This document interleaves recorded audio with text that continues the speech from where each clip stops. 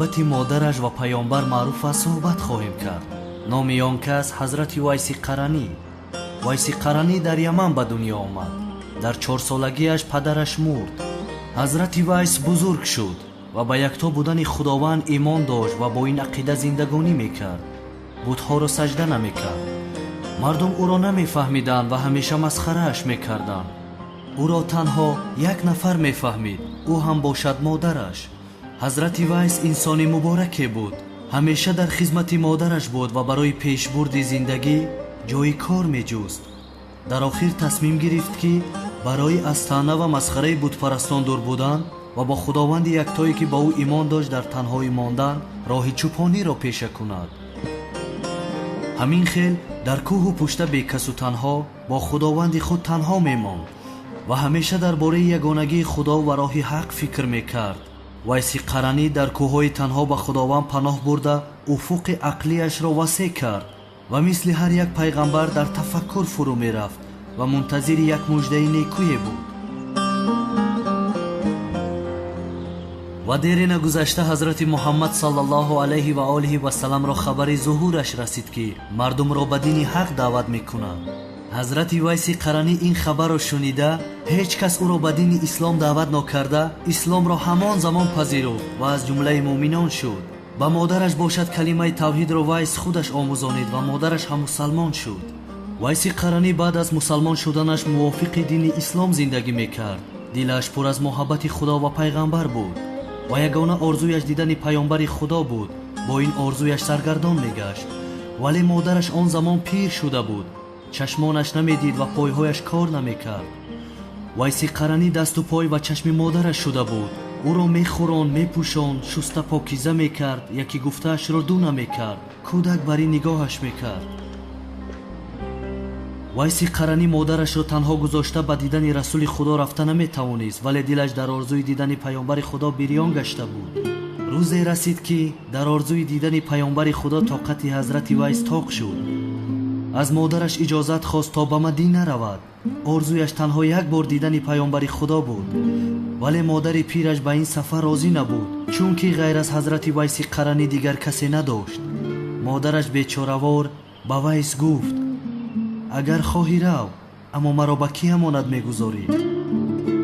ҳазрати Вайси Қаранӣ орзуи як маротиба дидани паёнбари худоро низ дар дилаш гӯронд. ба модари пир ва муҳтоҷаш чизе гуфта натавонист, вале орзуи дидор ӯро ҳамеша ранҷ медод ва гирья мекард. худо ва расулашро ҳамеша ёд мекард. муҳтарам ҷамоат, муҳаббати Вайс нисбати паёнбарамон ба дараҷае расида буд ки ҷаноби пайғамбарамон баъзан рӯяшро ба тарафи Яман мекарду мегуфт: аз тарафи Яман шамоли раҳмат ба машома мерасад. ҳазрати Вайси Қаранӣ ҳоло ба Мадина нарафта буд, аммо ҷаноби пайғамбар аз будани ӯ хабардор буд. як рӯз дили Вайси Қаранӣ барои дидани расули худо он қадар сӯхт ки дигар тоқат накард ва дар назди модари пираш ба зону заду гуфт: модарҷон, дигар тоқате дар ман намонд. илтимос барои дидани паёнбар ба ман иҷозат бидеҳ, модарҷон. модари Вайс ки бисёр нотавон шуда буд бо садои хаста ба ӯ гуфт: писарам, ин модари пиратро ба кӣ гузошта меравӣ?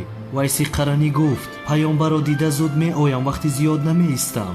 модари Вайси Қаранӣ бо ғамгинӣ ханда карда гуфт: писарам, дар он роҳи гарму бехӯрок чӣ хел мусофират мекунӣ?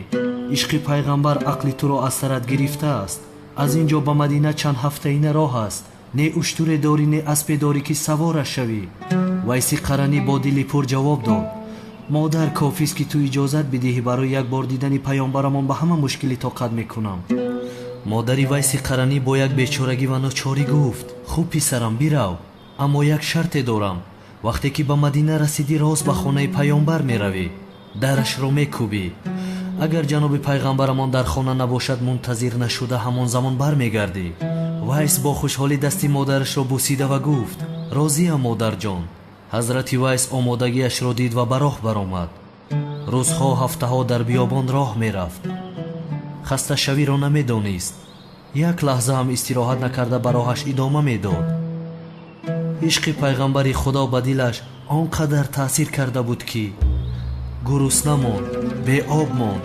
биёбонҳои тафсон буданд, аммо ҳеҷ яке аз ин монеи роҳаш нашуд ва роҳашро давом дод. ҳар чӣ зудтар расули худоро дидан мехост.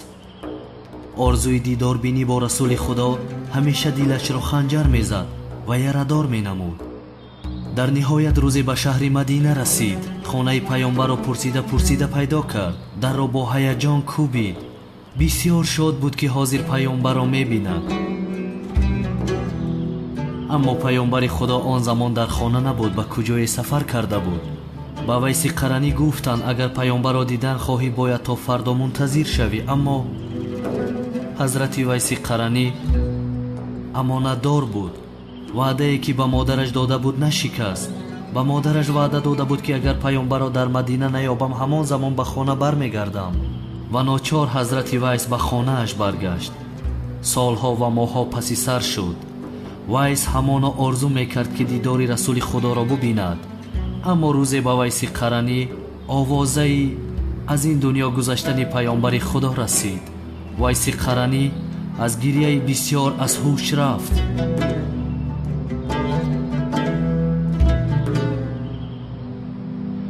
баъди вафоти паёмбари худо ду саҳобаи паёмбар Вайси Қараниро ҷустуҷӯ намуданд ва ӯро пайдо карданд.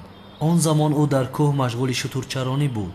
бо ӯ вохӯрданд ва ҷомаи паёмбари худоро ба ӯ доданд ва гуфтанд ки паёмбари худо васият карда буд ки ҷомаашро ба ту бидиҳем.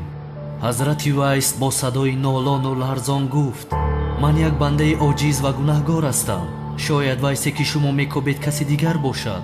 фармуданд: не, ту ҳастӣ. зеро ки ҷаноби пайғамбар ҳамаи нишонаҳои туро ба мо гуфта буд ва ту ба пуррагӣ мувофиқ ҳастӣ. Вайси Қаранӣ ҷомаи муборакро ба ҳасрат бӯй кашид ва ҳамон замон аз ҳуш рафт. муҳаббат ба паёмбари худо яке аз пояҳои дин аст. бародарон, агар мо паёмбари худоро аз ҷонамон дида бисьёртар дӯст надорем, пас мусалмонии мо комил нест. муҳаббат ба расули худоро аз Вайси Қаранӣ биомӯзед.